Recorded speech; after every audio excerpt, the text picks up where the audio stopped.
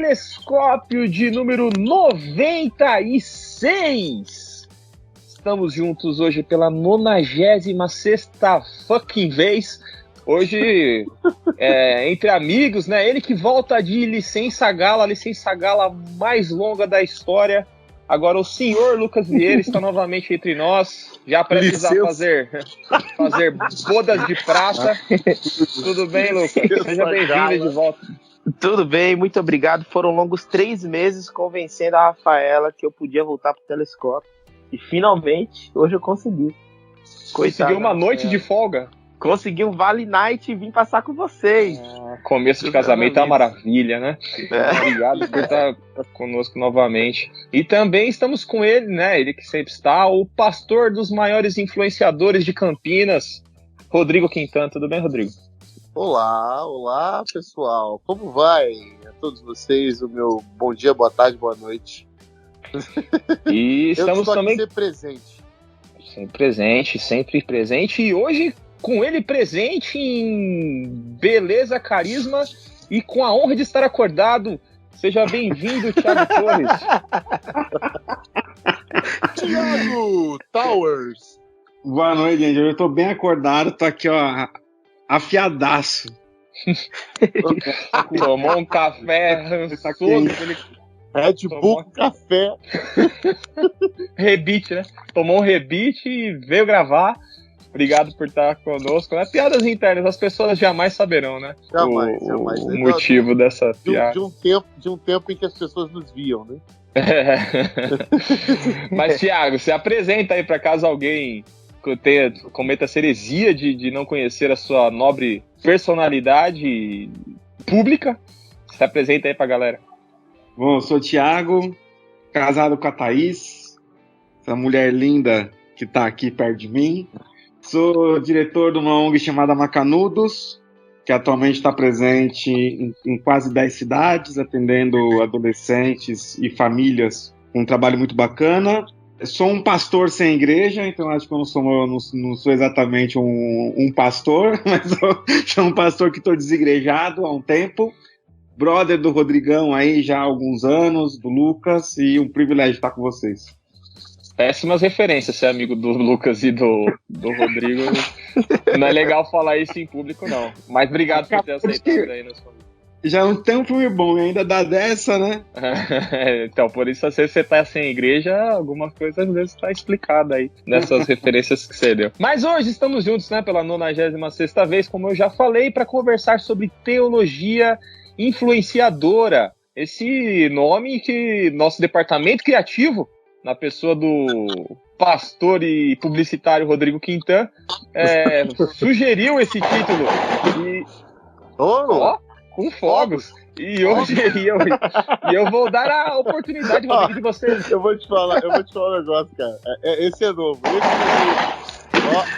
Esse o Jonathan vai vibrar. O Jonathan já ouviu cachorro, já ouviu tosse, criança, polícia. Agora, avião, fogos é totalmente novo. Ele vai adorar isso. É maravilhoso. Então vou dar a possibilidade do Rodrigo, nosso diretor do Criativo, explicar o porquê que ele sugeriu esse nome para o nosso programa, como nós chegamos a esse tema. Ora, bem você disse, nós estamos numa era de influencers, né? De pessoas que gostam de influenciar as outras pessoas, e você ganha até por ser influenciador, você sai na revista se você é um grande influenciador, e aí isso parece que tomou uma proporção tão grande que invadiu, né, a teologia. Então nós temos hoje personalidades teológicas, pastorais, que são influencers, né? Mais do que um simples pastor, um mero pastor, que não basta. Eles são influenciadores, né? Seja lá do que for que seja, eles são maiores do que um simples currículo de um pastor, né? Você não basta ser pastor, você tem que ser um influenciador digital. Uhum. Teve nesses últimos meses, eu senti sensível crescimento desse tipo de movimento, né? Quem habita as redes sociais também deve ter percebido a grande exposição, né, que vários nomes aí, né, vários jovens pastores de comunidades descoladas de Parede Preta começaram a aparecer aí e com alguns discursos um pouco complicados, heréticos. E o Lucas até trouxe pra gente o termo hipergraça, que pra mim é novidade, eu não sabia que existia, mas fui pesquisar e vi publicações, coisas assim, de textos de 2013, que, né, já mostra que não é uma coisa muito nova. Então o Lucas, que trouxe o termo, essa novidade teológica aí, não tão nova, né, como eu falei, mas explica um pouco pra gente, então, o que seria hipergraça. Hipergraça é um termo que surge, em especial, muito mais do meio neopentecostal, não só neopentecostal, mas chega mais no meio neopentecostal, que foge um pouco da visão ortodoxa a respeito de Deus, essa ideia reformada de um Deus que ele é graça, ele é justiça, mas ele também carrega consigo a ira, ele é um Deus irado. A teologia da hipergraça, ela desconsidera esse Deus que carrega consigo também ira, carrega consigo também justiça, ela faz um descolamento do amor de Deus com a justiça de Deus, e ela apresenta o amor, a graça, a relativização completa da ideia de pecado, e é uma teologia mega antropocêntrica. Então é como se Deus estivesse o tempo inteiro a favor do Lucas, a favor do Hernani. É um Deus que está à disposição do homem para aquilo que precisar o tempo inteiro, e qualquer questão relacionada à conversão, à mudança, à transformação é desnecessária. Eu acho que é mais ou menos isso que o termo carrega. Uhum. Mas se esse termo, né, como eu falei, as pesquisas que eu fiz, eu vi textos lá de 2013 e tal, e talvez tenha ficado um pouco adormecido. Eu lembro que, numa época, o americano Rob Bell começou a fazer bastante sucesso em rede social e aparecer, um pouco que chega meio perto disso aí também, e agora, depois de um tempo adormecido, volta. Por que você acha que tem ganhado força novamente esses movimentos de hipergraça e essa coisa toda, Thiago? Cara, eu tenho um receio muito grande se a ideia de trazer essa nomenclatura de hipergraça e traduzir o barateamento da graça de Deus não faz parte também de um certo fetichismo de uma parte de uma liderança evangélica em querer condenar os outros e subjugar os outros, sabe? Uhum. Porque são dois extremos que caminham juntos, né? De um lado você quer tratar um Deus que condena a pessoa pelo pecado, um Deus que se ira quando o homem peca, e do outro lado tem um grupo que vai estar dizendo que Deus já sabia que você ia pecar e que não tem nada que você faça que ele não seja capaz de te perdoar e de permanecer, de continuar te amando, né? Eu realmente, assim, hoje eu passei a tarde ouvindo algumas pregações e alguns estudos, vi aquele menino do 2 dedos de teologia, aquele Paulo Júnior da defesa da fé, e cara, eu não sei qual que é a tara dessa galera em condenar tanto tudo que acontece à sua volta, inclusive o pessoal que ministra essa ideia de um Deus extremamente relacional, ou de um Deus que não tem nenhum prazer na morte de ninguém, na condenação de ninguém, e um Deus que vem ao encontro do pecador, que vem ao encontro da pessoa, apesar daquilo que ela faz. Eu não sei se essa ideia da pregação deles, da maneira que eles enxergam a graça, é um incentivo ao pecado, é um incentivo a uma vida leviana. Eu realmente eu tenho uma dúvida muito grande se trata disso mesmo, entendeu? Uhum. Mas nem sobre o que se trata, mas por que você acha que nesse nosso momento histórico esse tipo de pregação ganha força? Porque toda a teologia também acaba sendo um pouco da resposta do que a sociedade hoje vive, né? E se um tipo de pregação que flerta tanto com relativismo ou autoajuda, você não acha que tem algum tipo de relação com algum aspecto social que acaba isso entrando como demanda? Ou você acha, por exemplo, que isso também é só uma resposta a essas outras teologias mais ortodoxas, mais focadas no castigo e na condenação, e acaba que como pêndulo, né, esse movimento pendular, uma outra onda vem tentando suplantar a primeira? Cara, a gente está vivendo um momento global de um crescimento assustador da volta, né, do conservadorismo, né? e de um conservadorismo meio fake, né, cara? Porque quando eu vejo as pessoas defendendo aquela ideia, né, da família, né, a família tradicional brasileira, a família tradicional brasileira, ela se sustentou em cima de um avô que sustenta a esposa que está em casa sendo mãe dos filhos, né? Só que esse avô, ele tem sexo na rua, ele sai com prostituta, ele pegou o filho e levou o filho no puteiro para iniciar a vida sexual desse filho, né? E ensinou ele que a mulher em casa, ela tem que ser cuidada, né? Mas que a safadeza se faz lá fora, né? Então, assim, essa família tradicional, esse conservadorismo é muito fake. Ele remete a uma coisa que é muito mais a casca do que o conteúdo, né?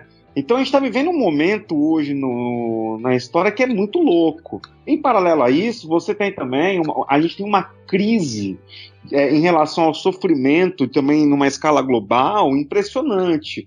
O aumento do número de pessoas com ansiedade, com depressão, o crescimento assustador do suicídio como uma alternativa para enfrentar o sofrimento, ao mesmo tempo que a gente tem, que é algo dessa geração atual, né, pais e mães que mimaram demais os seus filhos, né, e fizeram com que esses novos adolescentes, esses jovens adultos, né, não tenham qualquer mecanismo de como enfrentar as dores que a vida oferece, né? Então você tem uma série de fatores que justifica o surgimento desse tipo de teologia, o surgimento desse tipo de pregação, a necessidade de ouvir algo que te traga esperança, a necessidade de olhar para algo que te faça assim, acreditar que vai existir um amanhã. E isso não é só na esfera evangélica, né? É só você ver o crescimento assustador do número de coaches pelo Brasil e pelo mundo afora, né? Essa ideia de que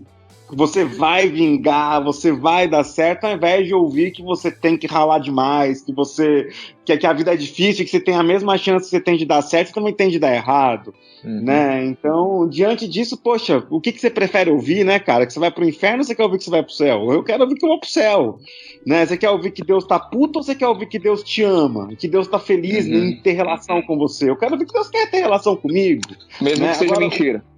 Cara, o ponto central disso para mim é que eu não consigo entender onde a ideia da pregação da graça ela é um incentivo a uma vida irresponsável. Porque não sendo isso, a única pessoa que pode falar que Deus tá puto, quem é? É Deus. Então eu não entendo aonde está esse fetichismo desses pastores em querer falar da ira e da raiva de Deus, porque se Deus tá puto, ele se manifesta bravo, porque a história bíblica mostra isso. Deus ficou bravo, pôs fogo numa cidade. Deus ficou bravo, destruiu o mundo com água. Eu penso nisso porque, né, telescópio que não é citado o C.S. Lewis não é telescópio, né? Tem uma frase do Lewis que fala que se você procura uma religião confortável, com certeza ele diz, né? Se você procura uma religião confortável, eu não te indicaria o cristianismo. E eu não consigo achar, né? É óbvio, a gente não tá aqui para entrar num coro de lixamento dos nomes, dos caras, né? Tanto que a gente nem se propôs a fazer um debate teológico sobre as falas deles, deles, né? Ou sobre as heresias que eles têm falado. A gente tá, pelo menos até agora, se debruçando sobre o fenômeno. E começou agora o programa, segura a onda aí. se isso é de fato bom, ruim, ou o porquê das coisas, né? Eu também acho que os extremos são pouco provavelmente a realidade está nos extremos. Mas eu não consigo achar que, porque um determinado segmento conservador ataca, eu vou achar que o que o cara tá falando simplesmente não é ruim porque quem eu não gosto tá criticando, entendeu? Porque eu não sei se a mensagem do evangelho você é feliz, você é bom, você vai conseguir. Eu acho que tem muito dessa influência do que você falou, da era do coaching, da era do positivismo, da era né, de você vai vencer e tudo mais. Assim como teve pouco tempo atrás uma onda que nunca acabou, que é do você vai ter grana, do evangelho da prosperidade, toda uma teologia da prosperidade. Agora, tem outra frase que eu amo também do Bonhoeffer, que fala que nada que foi conquistado a um preço tão caro pode ser dado de maneira tão barata, né? Quando ele fala no livro do, como chama? Discipulado, né? Que ele fala da graça barata, do barato. Graça barata. Também gosto. Então, assim, eu nem tanto ao mar, nem tanto à terra. Mas os nobres bacharéis aí tem muito mais a acrescentar do que eu. Mas eu lembrei dessas duas frases enquanto você falava, e eu acho que tem muita relação com isso.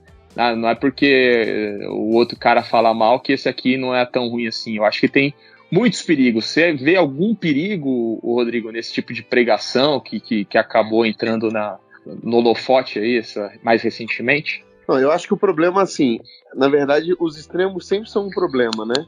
O problema do extremo é que ele sempre traz com ele o outro extremo, né? Os extremos se parecem e quando eles aparecem, eles trazem o outro junto. Então as pessoas não conseguem se posicionar no meio e encontrar um caminho que não seja se classificar lá ou aqui. E aí o perigo tá justamente em você não tentar enxergar que ele pode ser um caminho equilibrado. Ele pode ter, de um lado, um pouco daqui e um pouco daqui. Então, assim, você não consegue mais encontrar. Você fica tateando no escuro. Então, por exemplo, a nossa sociedade já está polarizada, politicamente, que você falou. A sociedade, ela influencia drasticamente nisso. Então, a gente vem de uma sociedade polarizada politicamente e agora dentro da religião, você vai ver posicionamentos polarizados, entendeu? Ou você tá lá ou você tá aqui. Ou seja, surge, então, um conservadorismo absurdo e aparece, então, a galera dando resposta a isso. E isso vem também, dentro da religião, do quê? De um esfriamento geral, né? Por muitos anos, as igrejas de maior tradição histórica se fecharam à contemporaneização, né? A tentar encontrar um contexto de comunicação com a juventude, com os mais novos, com as gerações que viriam. Não se preocuparam em abrir diálogo com as gerações futuras. Houve um gap gigante nas gerações, tanto de você falar da liderança, a liderança mais velha, conversar com a liderança que viria. Esse gap foi aumentando e aí o que acontece?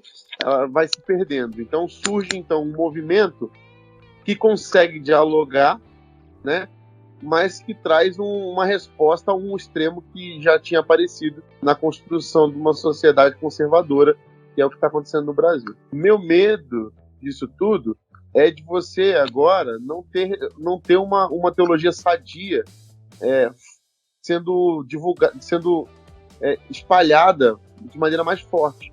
O que você tem forte hoje? Você tem forte hoje pessoas, né, ícones fortes hoje nos extremos, né?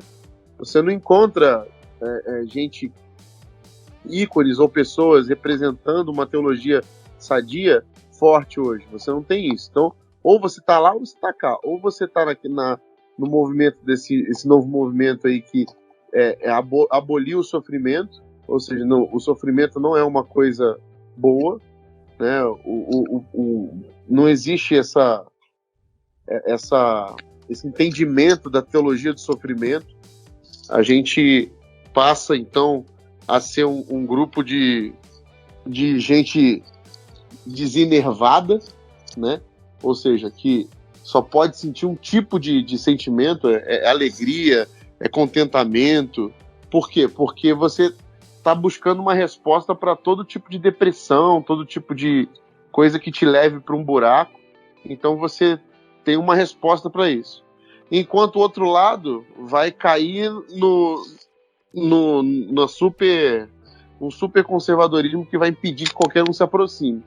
Então, o perigo disso tudo e das últimas falas que a gente vê disso é de cada vez mais, por exemplo, você tentar achar pelo em ovo, porque você vai construir uma teologia nova, você vai construir um significado novo. Então, o que eu faço? O conservadorismo permanece com aquilo que sempre foi e justifica a sua falta de diálogo de maneira errada. E os mais novos, quer dizer, a teologia que surge do movimento em resposta a isso, ela começa a caçar coisa que não existe, né? Começa a inventar coisa de texto que, não tem isso. E aí o que acontece? Começa a surgir quase que uma seita, porque você está tentando cavucar coisa que não existe. Eu vou descobrir agora que ali nesse texto, na verdade, bíblico, surge um novo viés para que você entenda desse jeito. E assim, aí é forçar demais a barra. Aí começa a aparecer as coisas que não são de fato. Então começa a surgir os monstros, né?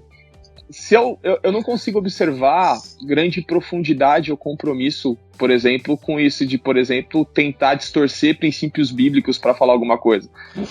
Pelo contrário, assim, o que eu observo desses caras é que você tenta usar a Bíblia, achar na Bíblia qualquer tipo de coisa que reforce um argumento seu que não necessariamente está ligado com a Bíblia, sabe? Isso aí. Assim, você não pega aqui e fala, não, esse texto fala aquilo e você tenta distorcer o texto. É assim, eu quero falar que você é valioso. Que você é sensacional. Que você é sensacional, que você vai conseguir, que você é só um pouquinho menor que Deus. E aí começa a pegar pedacinho da Bíblia, coisa que não é nova, né? Mas o que eu acho é que veio com uma roupagem nova, esse tipo de coisa. E a Bíblia é só um instrumento na mão de um coaching mesmo, né? Nessa coisa de que você Thiago, vai vencer e conseguir as coisas. É o que o Thiago tava falando, por exemplo. Deus te ama e ele nunca vai deixar você de te amar, tá? Usando o exemplo do que a hipergraça poderia usar. Isso é uma coisa que todo mundo sabe, isso é bíblico, isso não tem nada de novo nisso. Só que o jeito que se coloca vai transformar você em algo que você é o centro do universo.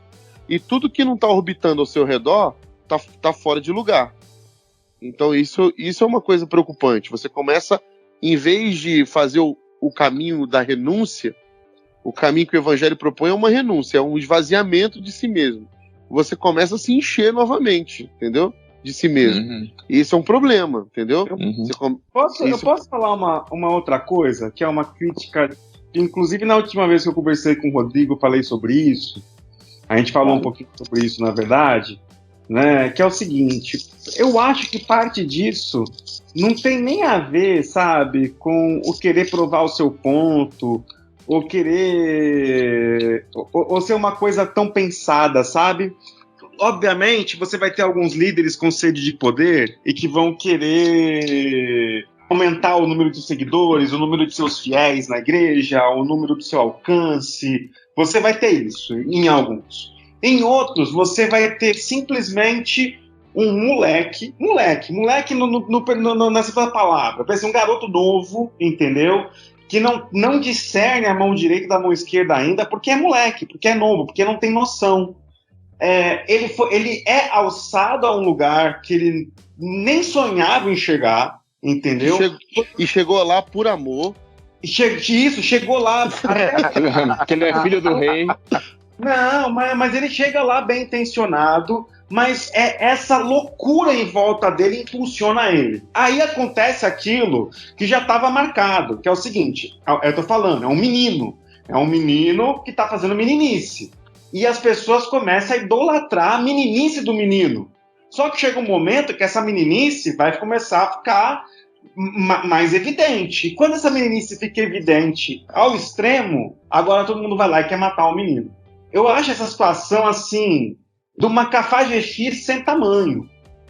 Porque quem deu o microfone, quem deu o holofote, quem foi plataforma para um menino, é essa mesma classe que está apedrejando. E você tem uma outra situação também acontecendo simultaneamente, que essa eu acho mais engraçada ainda, que é da galera que cresceu ouvindo alguns pastores e alguns pregadores tirando os mistérios da palavra, lendo um texto e trazendo uma revelação sobre o texto, e aí a pessoa cresce desejando ter esse mesmo nível, sem ter tido o mesmo tempo de estudo, o mesmo tempo de preparo, o mesmo tempo de... acha que é o seguinte, tá no éter, porque eu passo o dia orando que Deus vai se revelar. E aí você tem umas loucuras como uma moça aí que pregou esses dias, dizendo que existe a vontade de Deus, a perfeita, agradar a vontade de Deus, que uma significa uma boa é uma coisa, a perfeita é outra e a agradável é outra. Deus tem 3 vontades. Deus não é bipolar, na cabeça dela Deus é tripolar.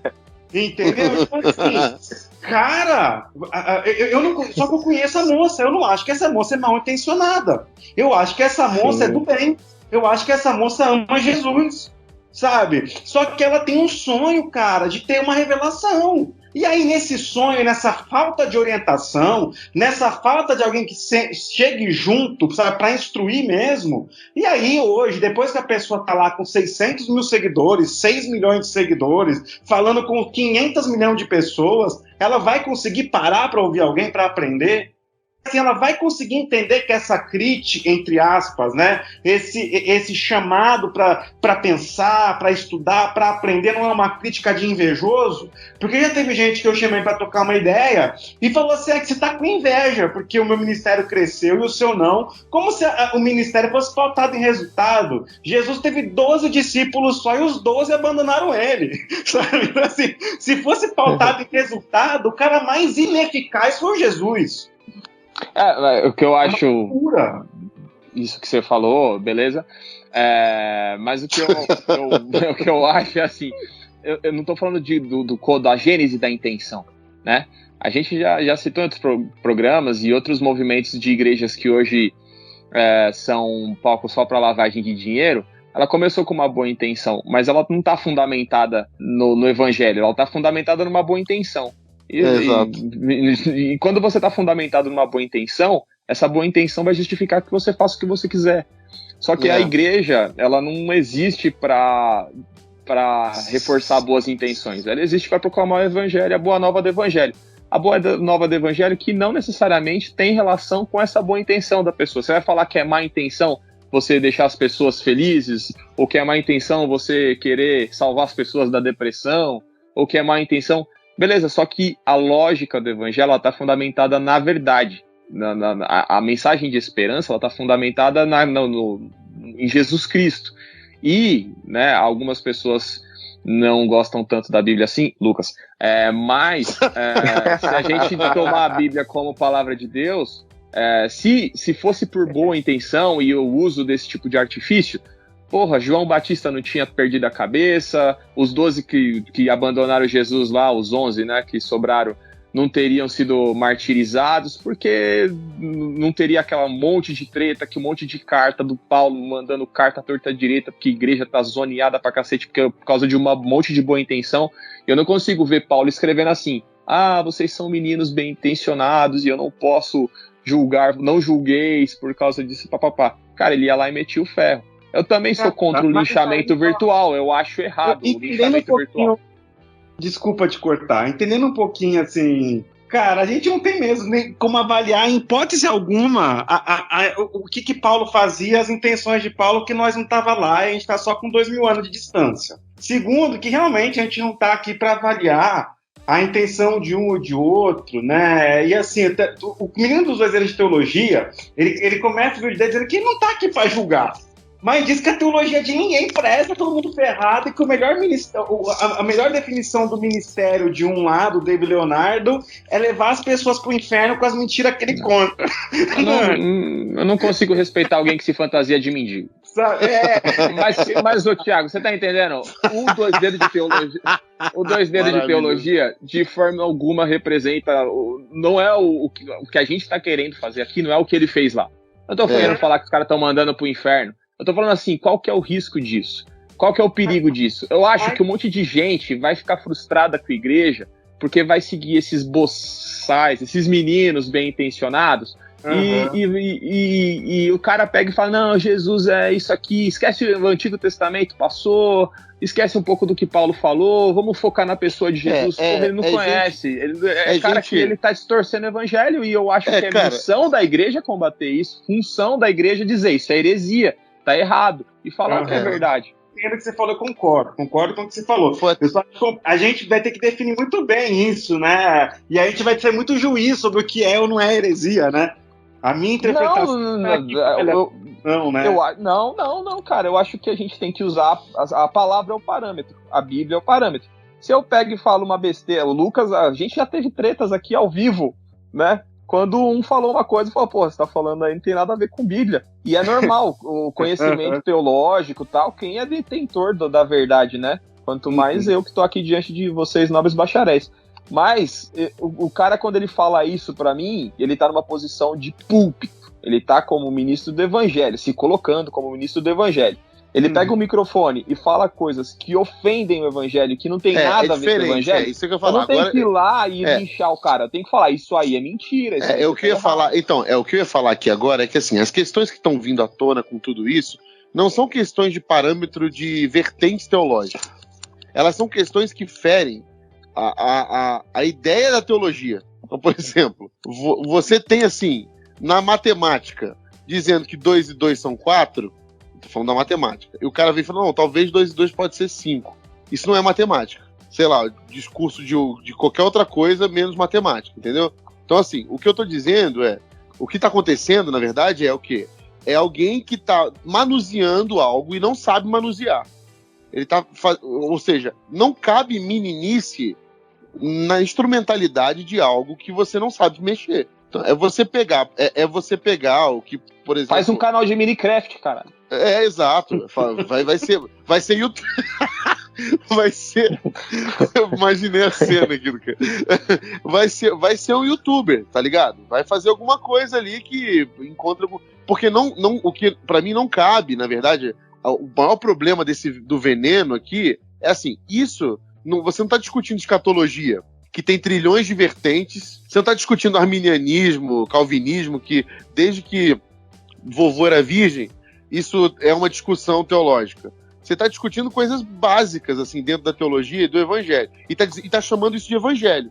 Você pode criar uma seita, mano. Cria uma seita, sabe? E fala que aquilo ali é outra coisa. Igual o Testemunho de Jeová fez. O Testemunho de Jeová fez isso. Um abraço para todos os testemunhos de Jeová que passam 9 horas da manhã. Eu não acredito que o Novo Testamento, a tradução tá certa. Então o que eu faço? Eu crio a tradução do Novo Mundo.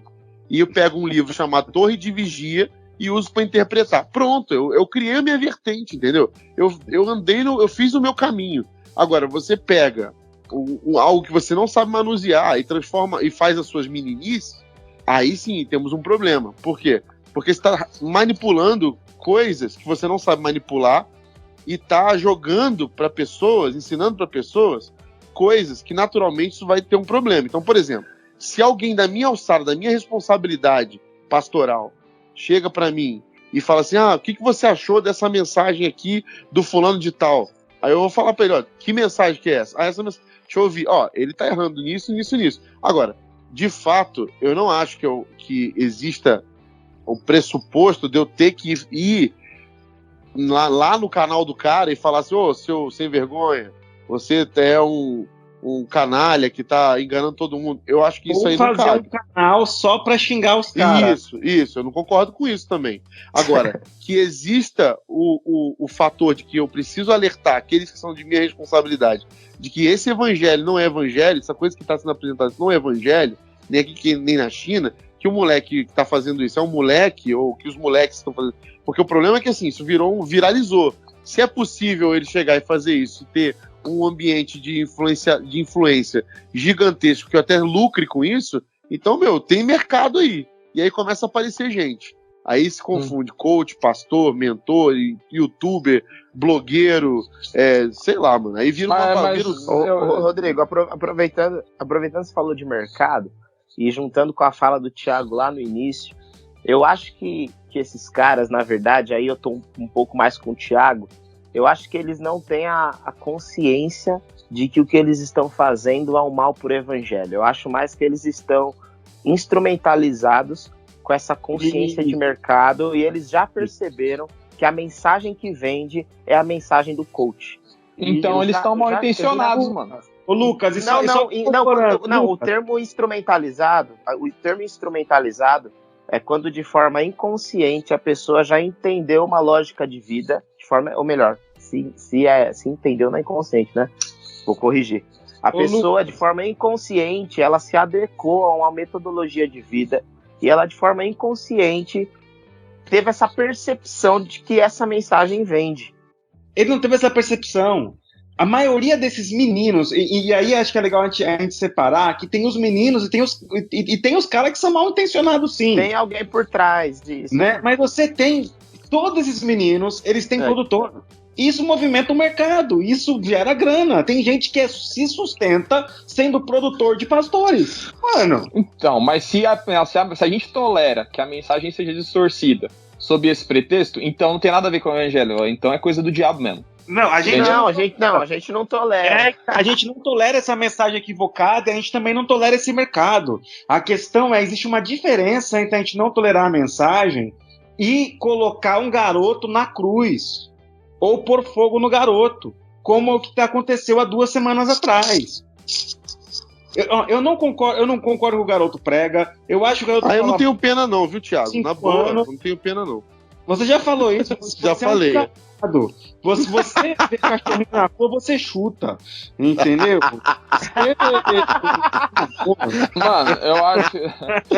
Não, cara, aí é demais.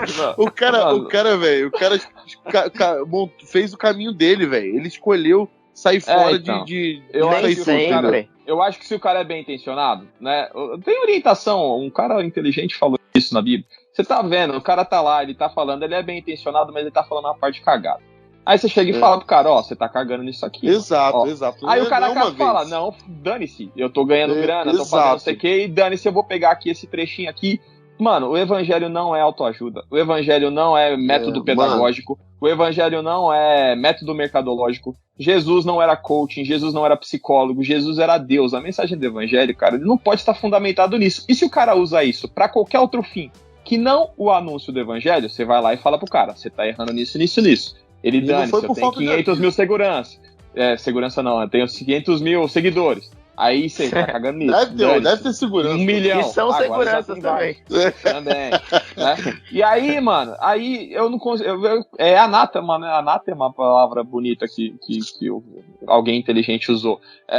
Mano, esse cara não compartilha a mesma fé. Ele tá usando o nome de Jesus pra qualquer outro fim que não é o anúncio do evangelho. Como a gente tem que combater o cara que vai ser homofóbico usando o evangelho, cara, isso aí não tem nada a ver com o evangelho. O cara que vai usar o evangelho pra falar que você tem que lucrar porque você é cabeça não é cauda, isso não é evangelho, cara, isso é mentira. Ele tá usando o nome de Deus pra algo diabólico. E o diabo eu acho que o problema, o Thiago e Lucas, eu acho que o problema aí é quando o cara ninguém chega perto dele pra, tipo, chegar pra ele e falar assim, mano, o que você tá fazendo? Você tá fazendo merda, velho, presta atenção. Mas esse moleque, quanto outros moleques que estão fazendo isso, eles estão sendo avisados. Tem gente perto deles, tem gente que chega pra ele, mano, sai disso, sai fora disso, tá indo pro caminho. E eles continuam, cara, eles continuam na máquina trituradora de vidas ali, mano, entendeu? Tem gente que entra e sai ali e são feridos. E depois, cara, o que acontece? Esse povo vai parar na mão de quem tá com a teologia sadia lá pra abraçar essa galera de verdade, entendeu? Porque essa galera, na verdade, eles estão lá, eles já viraram popstar, eles estão no outro nível. Eles têm secretária para cuidar da agenda deles, produtora, eles têm gente para segurança, como o Hernani falou aí. Eles têm tudo isso aí, cara. Eles não estão pastoreando ninguém, eles estão jogando a merda no ventilador. E aí, quando alguém avisa para eles que tá dando ruim, ou quando começa a dar ruim para eles, ou seja, quando começa a ter consequências os fatos dele, eu vou dizer, coitadinho? Não, mano. Eu quero mais é que ele sofra as consequências do que ele tá pagando pra ver se ele aprende que não se pode ficar brincando com coisas, com vidas de pessoas que estão ouvindo ele de maneira de verdade, entendeu, cara? Esse é o problema. O que eu sei é que, assim, ó, eu, Thiago, não tive a oportunidade de chamar a atenção desse garoto em questão. Então, assim, eu não posso falar que com essa convicção de que alguém avisou, alguém corrigiu, alguém fez alguma coisa. A internet só faz isso. Esses web crentes só faz isso, mano. Cara, mas hoje eu vi cartelinha de bingo. Cartelinha de bingo assim. Quais desculpas você ouviu? Aí era 9, e a África? Mas pelo menos ele tá falando de Jesus. Mas não julgueis. Não sei o que. Cara, tem a trupe que aponta e a trupe que defende. Agora, velho... Não, a internet não conta. Mas a internet não é exortação, né? Mas é a plataforma que o cara usa, velho. Mas não é, mas é diferente.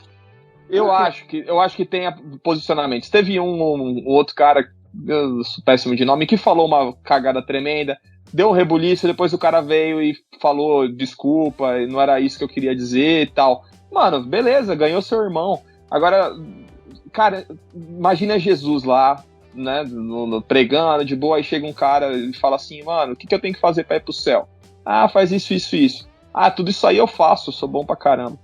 Vende tudo e me segue. A mensagem do evangelho é essa. Vende tudo e me segue. Aí o cara catou e foi embora e já era. Ele não saiu falando, Jesus, eu sou motherfucker, eu sigo todos os mandamentos aqui, não sei o que lá. Mano, não é isso, cara. Jesus quer que você abra a mão e eu segue. Duvido, eu sei, mas eu acho que... Imagina Jesus difícil, falando, você viu, ele foi embora, mas era bem intencionado. Jesus falou, não, mano, é mais difícil um rico entrar do céu do que passar um camelo no fundo da água. Ele não falou de intenção. Então, Dani, mas a diferença é que eu acho que a gente pode conversar sobre a mensagem deles, a gente pode falar a respeito da mensagem deles. Mas da subjetividade deles, a gente não consegue opinar. É esse o cuidado que eu acredito que a gente tem que ter. A subjetividade do cara a gente não alcança. Que a gente tem que ter o cuidado. Cara? Que tem que olhar pra ele se converter, maluco. É assim. Subjetividade, mano. Se o cara é crente, se o cara não é crente, isso aí a gente não alcança. A gente não tá falando disso, O que eu tô dizendo é o seguinte... Claro que tá querendo que a gente tem que pagar pelos pecados dele, você nem sabe se o cara... o cara é mal intencionado. Você nem sabe se o cara é mal intencionado. Eu não falei que ele é mal intencionado, eu falei que ele tá fazendo merda. Eu tô dizendo o seguinte, que a gente pode ouvir a mensagem do cara e discernir. Sabe que espírito... Deixa o Lucas concluir. Terminar. Deixa ele falar, o Beelzebub tá falando através. Fala. A gente. Não, é verdade. A gente pode discernir. A gente pode discernir espíritos. Mano. É verdade, gente. A gente pode discernir espíritos. Não, calma aí, Rodrigo, deixa eu terminar. A gente pode discernir. Corta o microfone do Lucas aí. Mas deixa ele concluir, caramba. Fala aí, Rodrigo, fala aí. Não, conclui, mano. Vai se ferrar, não fica chateado, não. A gente pode discernir em cima do que o cara fala. O que eu tô querendo dizer é o seguinte, que se ele é bem intencionado ou não é, eu acredito que a gente não consegue alcançar. Só isso. A gente não consegue alcançar.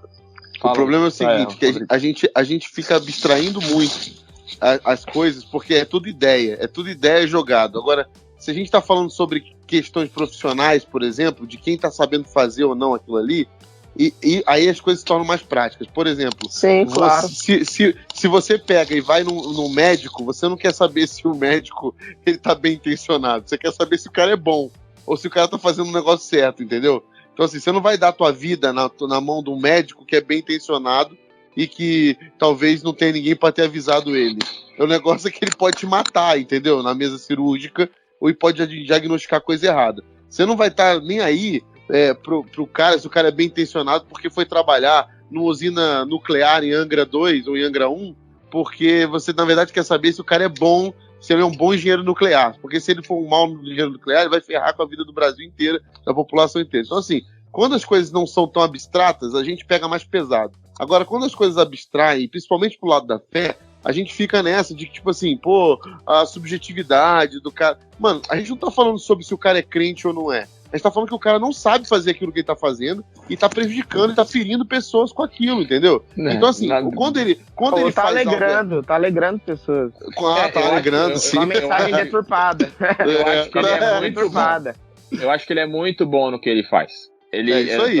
Pro que ele se propõe a fazer, que é alegrar a galera, o auditório, e fazer todo mundo sair achando que é bom pra cacete, eu só acho errado ele usar o nome de Cristo e a Bíblia pra isso. Ele não devia estar na igreja, ele devia estar no auditório. Ele devia estar no lugar dos santos. Eu concordo com você com isso. Eu concordo também. É isso aí. Ele devia estar em algum hotel fazendo negócio, falando assim, aqui a gente... Ele devia estar vendendo Herbalife, sabe? Ele devia estar fazendo alguma pirâmide. Ele devia estar fazendo alguma parada dessa. Agora, quando o cara envolve o evangelho, envolve a Bíblia, envolve salvação, a mensagem do evangelho não é essa, maluco. Você vai fazer outra coisa, cara. Vai vender Bitcoin, sei lá. E aí que eu falo... Um abraço pro Valdinei. Um abraço pro Valdinei. Agora aqui, cara. É isso que eu tô falando. A questão toda que envolve isso aí é que não tem a ver com a subjetividade deles, entendeu? Com certeza tem gente lá, cara, com ele falando, isso aí é perigoso, tem certeza que vai por esse caminho? Tenho certeza absoluta que tem gente lá, cara. Eu não tenho certeza não. Eu tenho certeza absoluta. Eu não tenho certeza não, bicho. Não Você tem, acha não. que não tem, cara? Não, cara. Eu tenho certeza que tem, mas o que falta é Espírito Santo pra convencer o desgraça. Exato. Porque quando o cara cata, não se importa... O Espírito Santo tá pisando na bola, então, é isso? Não, porra. Nossa, Lucas. Que ruim, mano. Aí a gente pode entrar em outra vertente. Exato. Pra falar de calvinismo, não sei o que lá. Mas se o cara, você acha que ele não tem ninguém falando com ele, o cara não se convence, porque, mano, ele não tem o bagulho, ele não tá se incomodando com isso, ele não é evangelho, ele tá usando o evangelho pra outra coisa. Todas as cartas de Paulo, e os caras não curtem muito Paulo também, eu tenho visto meio que isso como padrão também. Não curtem, eles curtem parte bem seletiva da Bíblia, mas Paulo eles não curtem. Todas as cartas são, olha, vocês estão fazendo essa cagada, essa cagada, essa cagada, essa cagada. A outra igreja fez X coisa, vão escrever pra Coríntios de novo, os filhos da mãe. Ó, vocês estão fazendo essa cagada, essa cagada. Ó, vou escrever de novo pra Tessalônica, vocês estão fazendo isso, isso, isso. Mano, o Evangelho, o Novo Testamento inteiro é isso. Jesus é isso, vai apontando erro. Então, Nani, mas a gente tá concordando com isso. Ô, Lucas, falar, Thiago. Você gosta mais de Paulo ou de Jesus, Lucas? Eu gosto mais de Jesus. Eu também. É só isso que eu queria saber. Ai, que merda. Foi bem mal agora, hein? Pronto, muito mal. Nossa senhora, muito parecido. mal. Eu gosto mais de Jesus do que de Paulo. Tem a ver, Lucas, cara. você achou que foi mal isso, Lucas? Não achei que foi mal, não. Nossa, que bonito casalzinho. Se vocês quiserem, a gente sai, vocês seguem conversando. Gente, eu acho que a gente concorda nisso. Que os caras estão errados e precisa haver denúncia. Concordo com isso. Mas você acha que quando o Paulo escreveu... pra pregar na minha igreja. Quando você fala que quando o Paulo escreveu, você acha que ele estava falando inspirado por Deus ou não? Não, com certeza. Não. Um abraço. Eu tô falando do Torres, assunto que pode a gente dormir. um ponto atrás. Ele falou com certeza mais evasivo da vida dele, velho. É que ele ficou com medo de você, então, velho. Bom, eu não vou entrar nesse mérito do Paulo, não. Mas falando dos caras, eu tô querendo dizer o seguinte... O cara não vai se condenar, nunca mais falar em lugar nenhum. Eu não vou falar. Agora, o que eu tô dizendo é assim, eu não convidaria esse cara pra falar na minha igreja, porque por quê? lá na Quem? nossa O igreja... Torres ou o menino? Torres já falou lá, já. Porque eu levei, agora falta você levar ele. Falta eu Tá levar. vendo, Torres? Tá vendo, Torres? Tá Torres? bravo, hein, meu? Tá vendo, Torres? O Rodrigo... seu casalzinho aí não te ama igual eu te Verdade, amo, tá vendo? Rodrigo. Verdade, Tá joga na cara mesmo. Jogo mesmo. Fala que tá aí Torres, com você, cuidado. que amo Jesus mais do que Paulo, mas tá aí, ó. Cadê o Torres? É verdade, eu tô vendo isso daí. O que eu tô dizendo desses caras é que, assim, o cuidado que eu tenho tido é que eu entendo que isso que eles estão fazendo é uma ofensa ao evangelho, eu entendo que eles estão fazendo mal e não bem. Eu não anuncio que o que eles estão fazendo é certo. Então tá passando pano mesmo.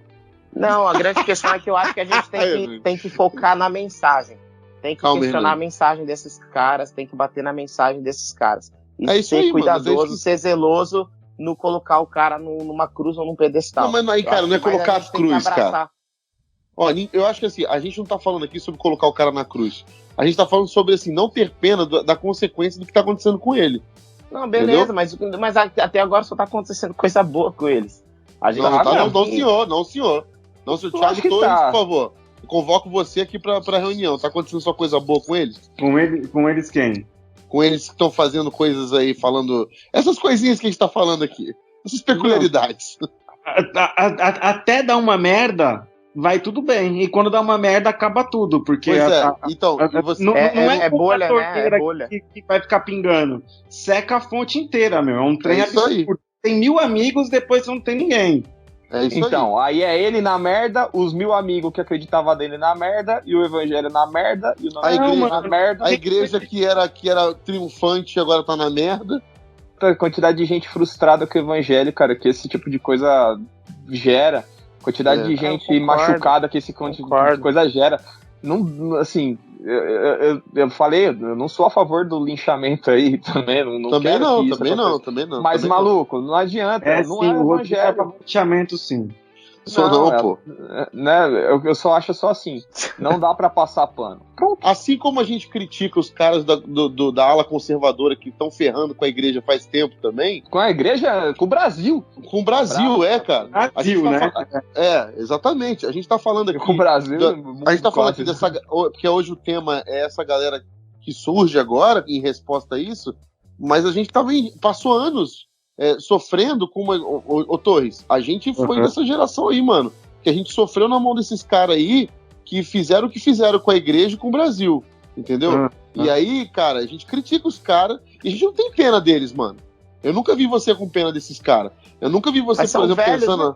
Mas e daí, cara? Não são descolados, eles não são descolados. Você é velho. São meninos. Um abraço pra comunidade idosa que nos Não são meninos, né? É isso que eu tô dizendo. Eles são cascudos. E não é uma questão assim, é só por uma questão ideológica, eu passo a mão na cabeça do... Não tem a ver só com isso.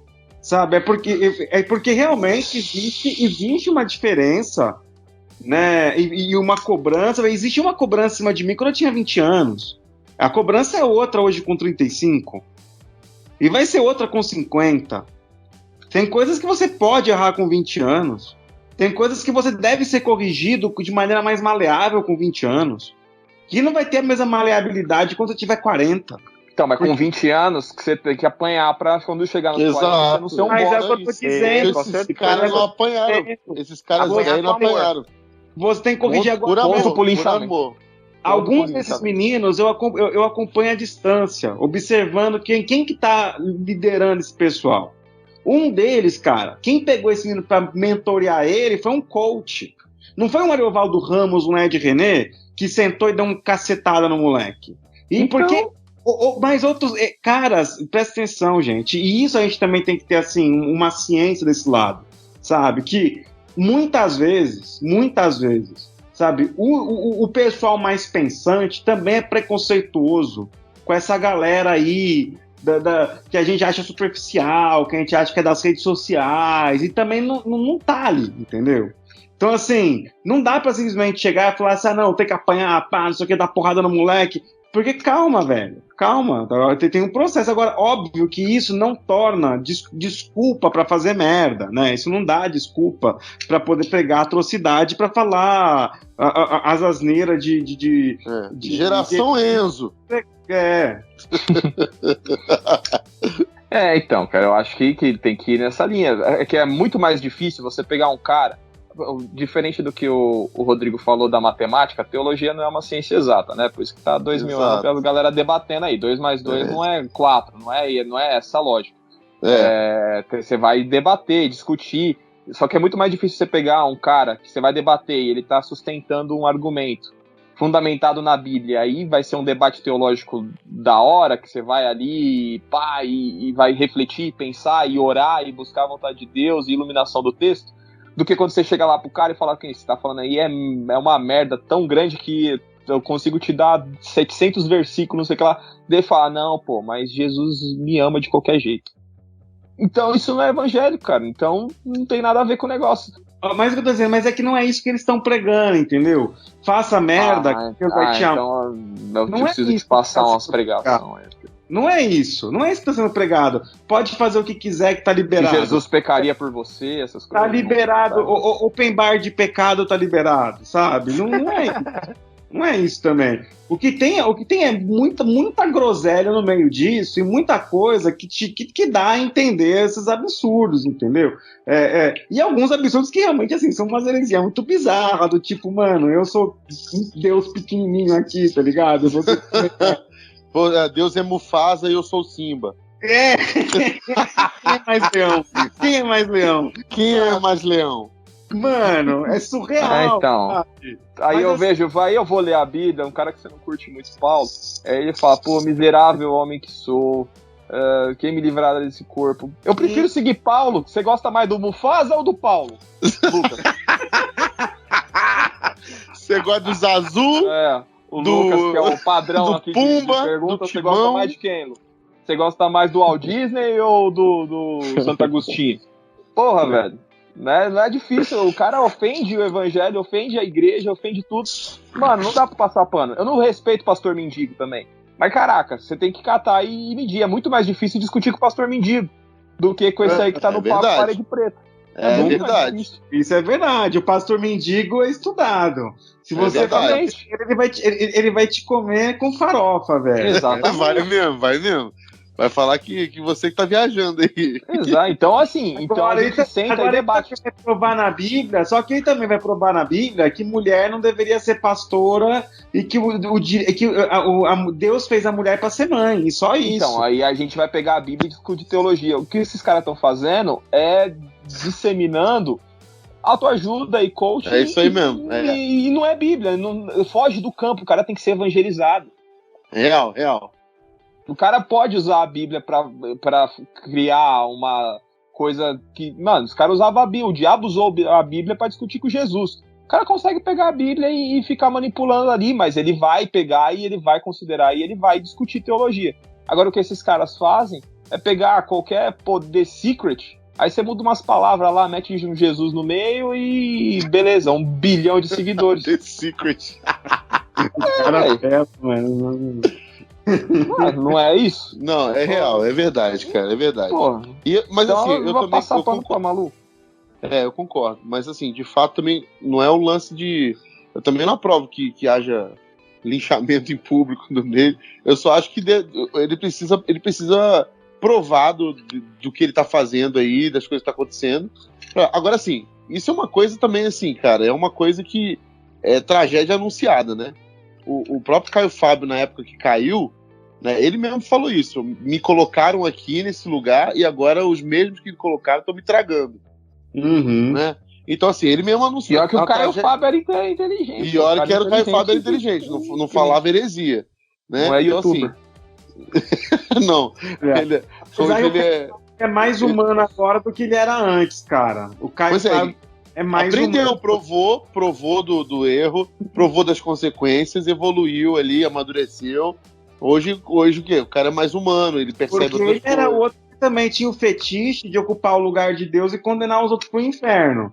Sabe? De ficar mas porque os outros pecam e ele não peca, ao invés dele ter misericórdia do cara que tá lá desgraçado, não, ficar lá desejando fazer o que o outro faz. Então, mas o problema dos extremos que eu falei no início, o perigo dos extremos é esse. É porque, assim, quem tá se levantando contra essa nova resposta, são os caras do outro extremo, é um extremo contra o outro. Então, assim, quando um derruba, é pra entrar outro monstro, entendeu? Não é para curar, não é para transformar. Quando um derruba o outro, fica esperando o outro cair, é para engolir o outro e ocupar o lugar dele de poder, entendeu? É tudo flerte com poder, fama, com dinheiro, é tudo isso, cara. É um lado ou outro. E aí, o que vai fazer a gente julgar o que é mais danoso? Você ter uma lógica fundamentada nesse conservadorismo e tudo mais, ou uma lógica no liberalismo e relativismo? Não existe menos danoso. Os dois são danosos os igualmente. Dois são. É que aí a gente vai. Cada um tem a sua convicção e vai achar que não. É menos danoso você ser assim do que você ser assado. Só que não é essa a pregação do evangelho. Existe um caminho aí que é o caminho verdadeiro, que tá aí no meio, que ninguém consegue tocar porque tá cada um de um lado. Esse é o problema, entendeu? O perigo maior é esse, é achar que só tem esses dois posicionamentos. Ou seja, se você acha que o cara... É o que eu e o Hernani estamos falando. Nós achamos que esse cara não tem que passar pano. Pronto, então o que acontece? Então vocês querem ver o cara numa cruz. Não, a gente não quer ver ele numa cruz. A gente quer só mostrar que é danoso o que ele está fazendo e ele precisa aprender. Se ele está começando a ter problema com isso, ele precisa aprender com isso, entendeu? Ele precisa sofrer com as próprias consequências dos erros dele para poder crescer e perceber que não deve fazer isso. Ou é a merda da internet, velho. Esse cara, se ele tivesse pregando pra um grupinho minúsculo, falando aquelas besteiras, e aí alguém do lado chega e fala, amiguinho, vem aqui, vou te apresentar um livro muito interessante, a Bíblia, e aí ele se converter, beleza, só que daí esses caras já nascem com 1 milhão de pessoas assistindo e ele se acha realmente certo. Porque nosso parâmetro de sucesso é a quantidade de views e grana que vem, não é se é verdade ou não. É tipo assim, e você é um hater no meio de sequência. Tipo, se eu não concordo com você, eu sou classificado automaticamente como um hater, e não como uma pessoa que tá talvez falando pra você alguma coisa coerente, entendeu? Não me colocando no mesmo patamar que vocês, mas vocês que são pregadores do evangelho, quantas vezes vocês não levaram uma cacetada e falaram, o que você tá falando aí não tá certo, o que você fez aqui não tá legal, vamos estudar mais isso aqui. Pô, vocês estudaram anos pra poder falar e examinar e tudo mais. É um negócio que é trabalhoso, que é difícil, cara. E a gente tá dando palanque pra maluco e a gente depois fica medindo, né, a consequência disso ou não. E tem maluco que nem igreja tem, né? E tá lá. Um abraço aí para os pastores desigrejados aí do Brasil. Exatamente. Isso é muito. Imagino eu que tenha diversos, assim, muitas razões mesmo, assim. Na igreja. Mas aí, vocês dão aula... ditado, né? Quando diz que uma vaca é malhada, pelo menos uma pinta ela tem, né? Boiei nessa ilustração maravilhosa do interior do Brasil. Mas para o Lucas e o Thiago Torres aí que gostaram, que são lá do Passapano, qual que seria então a forma mais... qual seria a melhor forma então de lidar com essa situação que hoje, por exemplo, o pastor mendigo a gente citou várias vezes aqui e todo mundo concorda que pode bater, mas nos meninos que estão começando bem intencionados, qual seria a forma evangelical aí de combater esse problema? O pastor mendigo é menino também. Eu em um momento falei que tinha que bater no pastor mendigo. Inclusive, eu falei cada parte. E não foram poucas vezes que eu parei pra ouvir o que esse cara fala, porque tem muita coisa que ele fala que é interessante, sabe? Eu não acho que o lugar do cara é um inferno, não. Pelo contrário. É na rua. Eu lamento essa postura dele de ser dono da verdade, sabe? E não é uma questão de ser passa-pano, como vocês estão zoando aí, sabe? Eu acho o seguinte, que o processo ele vai ser... a nossa fé é muito básica, sabe? Ela é muito simples. O processo é relacional, sabe? Alguém tem que estar aberto à relação com todo mundo, sabe? Independente do quê, independente do porquê. Porque o Deus que se fez homem veio aqui para se relacionar com todos. E todos mesmo. Com o pedófilo, com o assassino, com aquele que ninguém queria olhar, ele veio aqui olhar. Sabe? Então, assim, o quão mais fácil é conversar com esses moleques falando heresia do que conversar com um cara que abusa e mata a criança. Sabe, às vezes a gente torna a conversa teológica com peso e quer defender a Bíblia e quer defender o Deus. Cara, se Deus quisesse defender, ele bota a cara no céu e fala, oi, bom dia, tô aqui, e pronto, 7 bilhões de pessoas se convertem na hora. Sabe? Então, assim, eu não vejo muito sentido nisso. Agora, em como a gente poderia tratar, eu concordo quando vocês falam sobre denunciar, de instruir os nossos, instruir aqueles que estão à nossa volta sobre os ensinamentos equivocados, sabe? Uhum. De trazer uma consciência sobre o que significa o sacrifício de Jesus, mas não para colocar um peso nessa molecada, mas para gerar consciência. Gerar consciência sobre o que é a mensagem do Jesus quando ele fala que no mundo a gente vai ter aflição, de que no mundo a gente vai ser perseguido, sabe? Mas que também, o Jesus também fala que nós seremos muito felizes quando nós fizéssemos o que ele fazia, sabe? Então, assim, também existe uma mensagem de felicidade no Cristo, de realização, que não tem a ver com uma busca por conforto ou por uma busca com sucesso, que hoje, em nossos dias, sucesso é dinheiro e seguidor, mas nos tempos bíblicos, sucesso era ser casado e ter filhos, muitos filhos. Uma mulher que não era casada e não tinha filhos era uma mulher deprimida, arrebentada. Sabe? Hoje isso já está começando a mudar nos nossos dias. Uma mulher pode ser solteira, uma mulher pode não ter filhos, e isso não significa que ela é infeliz, sabe? Então eu entendo que a gente tem aí uma oportunidade, sim, né, dada por Deus para a gente, quanto ministros, quanto líderes, de instruir aqueles que Ele nos deu. E a gente pode sim também ocupar os espaços que nós deixamos vagos, né? Que vamos combinar. Nenhum de nós aqui quis fazer canal de YouTube há 4, 5 anos atrás. Nenhum de nós aqui começou um trabalho na internet há 5, 6 anos atrás. E esse povo fez. Então eles ocuparam um espaço que nós deixamos. Então não dá, sabe, pra gente agora arregaçar os caras, onde também há uma irresponsabilidade, ou uma ausência, ou um abandono, ou como que a gente vai chamar isso? Agora, o estar aberto para a relação e para o diálogo, como eu falei, não depende só da gente também. Qualquer um desses que a gente citou, se me chamasse uma conversa, eu iria de peito aberto. E não iria para condenar, não. Iria para dialogar. Porque vai ter coisa que... Não, eu também iria. Levaria um folheto para ele, uma coisa bonita. Agora... Assistiria a Paixão de Cristo. E agora, assim como o Rodrigo, eu também me coloco uma coisa que quando me perguntam, você assistiu a pregação? Eu falo, assisti. O que você achou? Eu falo, aquilo que está pregado, olha, é um absurdo dentro daquilo que a gente acredita como fé, dentro daquilo que a gente acredita além da Bíblia, né, dentro daquilo que a gente, como você falou, que a gente é estudado, né, aquilo que eu estudei por 10 anos, não tem nada a ver com o que ele está falando, né? Então, assim, a gente vai instruir certo, mas não para fazer essa inquisição, né, que alguns têm feito, e não para criar mais cismas.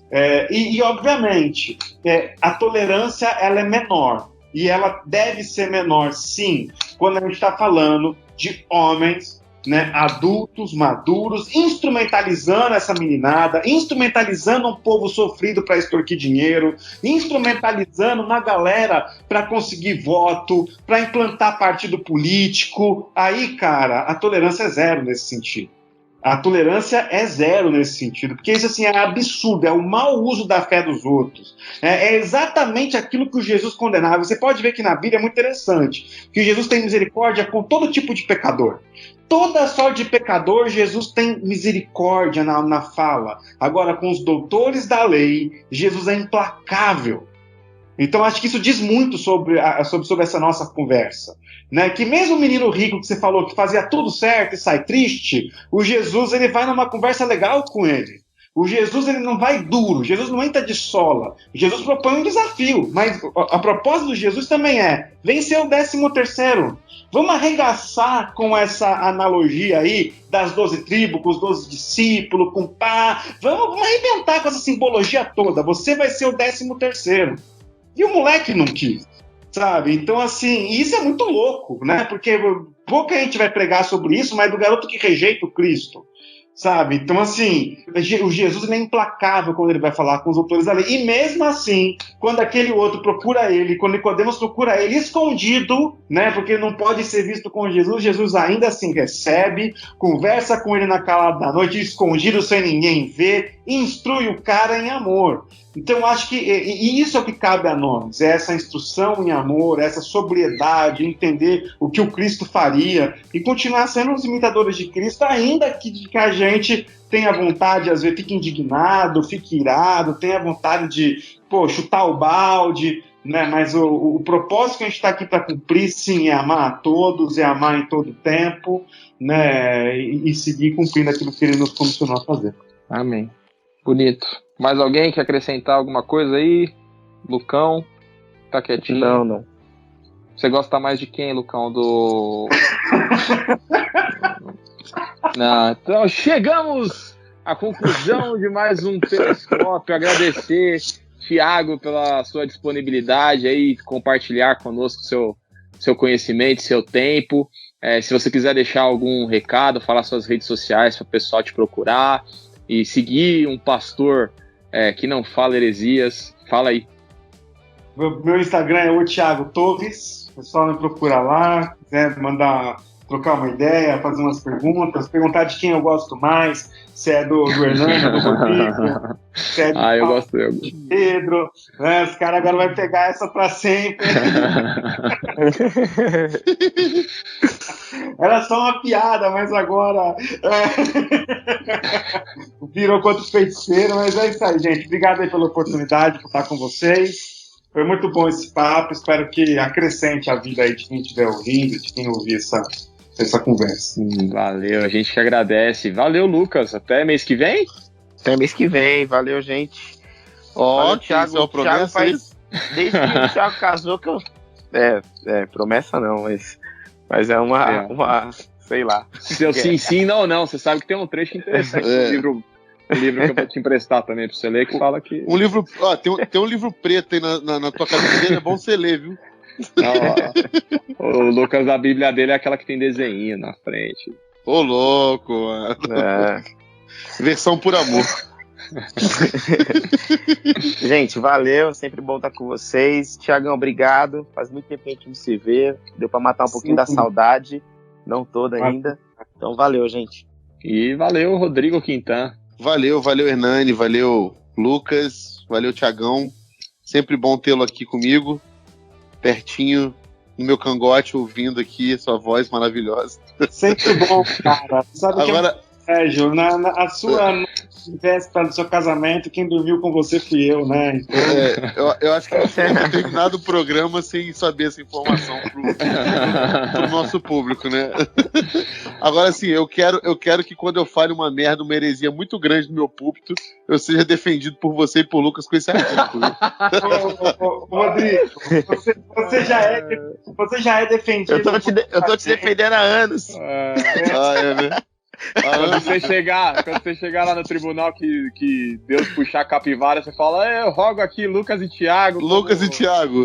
Aí, advogado. Aí vai falar assim, esses aí já estão ocupados. Aí chega os dois com o rodo passando pano, assim, chegar.